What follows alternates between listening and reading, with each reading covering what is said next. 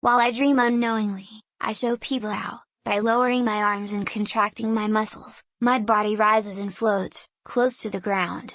I am thrilled to achieve this despite not dreaming, a belief that prevents me from realizing it. But, for a change, now that I am awake, I could play along with the idea that I was not dreaming. Consider then that I was only traversing the astral plane, interacting with the beings I found there. In that case, it would be very childish to want to amaze them with something as natural in that plane as floating.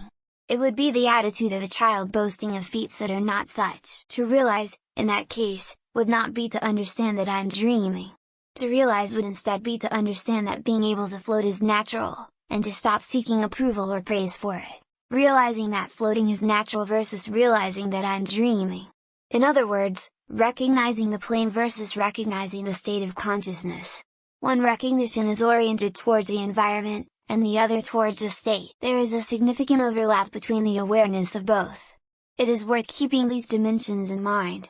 Zen writings often mention paying attention to the environment as an indicator of the state of consciousness, and the practice of perception/attention is fundamental in cultivating the awake state. So, as an alternative to realizing that I'm dreaming, comes being very aware of my environment and its laws. And all this requires the cultivation of full proprioception, for the perception of the environment has as an intimate requirement, as an unavoidable basis, the perception of one's own body.